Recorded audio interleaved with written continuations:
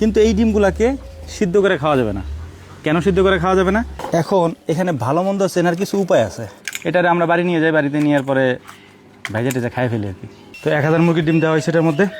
এর মধ্যে হচ্ছে যে দেশি আছে। বিসমিল্লাহির রহমানির রহিম। ইফতারের একটু আগ মুহূর্তে আমরা এখন আমাদের খামারের এই ডিমগুলোকে মেশিনে বসাই দেবো ইনশাআল্লাহ।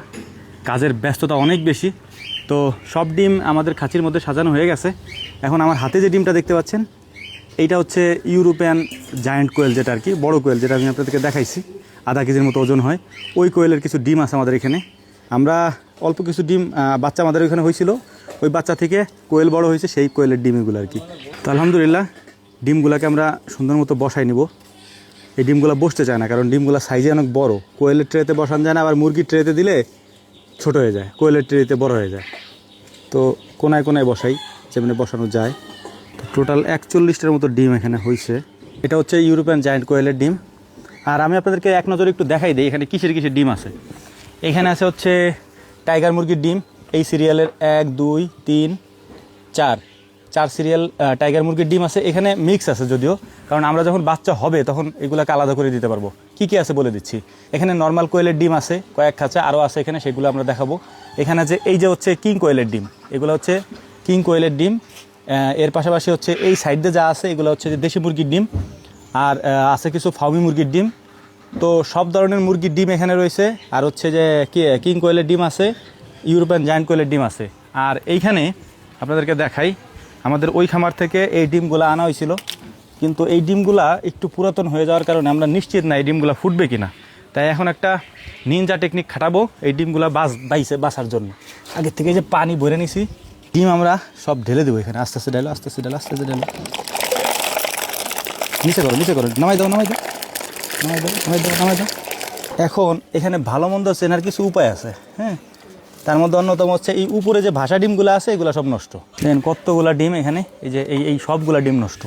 এটা কারণ হচ্ছে যে যেহেতু আমাদের ওই খামারের থেকে ডিম আনতে হয়, দেখা যায় যে একটু গাফিলতি করলে 1 দিন 2 দিন লেট হইলে বা 5 দিন লেট হইলে ওই ডিমটা আর এখানে এসে ফোটে না, নষ্ট হয়ে যায় আর কি।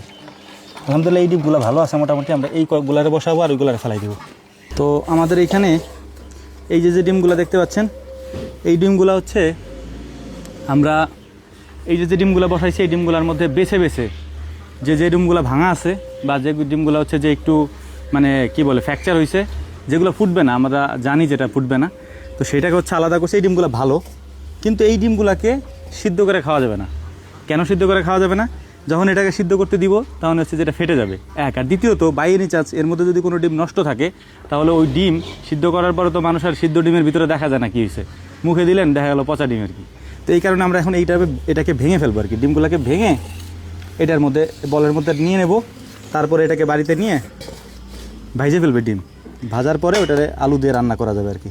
তো এটা হচ্ছে মোটামুটি আমরা প্রতিবারই এরকম হয়, যখন আমরা ডিম এরকম বসাইতে যাই তখন এরকম মানে আধা বলের মতো হয় হচ্ছে যেগুলো ভাঙা ডিম আর কি।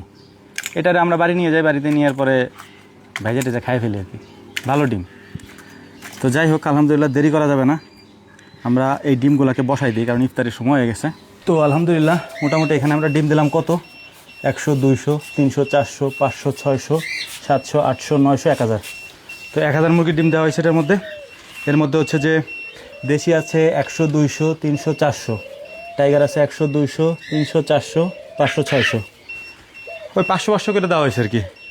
আরও আছে এখনও, যদিও অন্য মেশিনে দিতে হবে আর কি। তো যাই হোক এখনও এখানে অনেক ডিম বাকি রয়েছে। এই যে কিং কোয়েলের ডিম আছে, কোয়েলের ডিম রয়েছে 1 খাঁচা বাকি রয়েছে এখনও।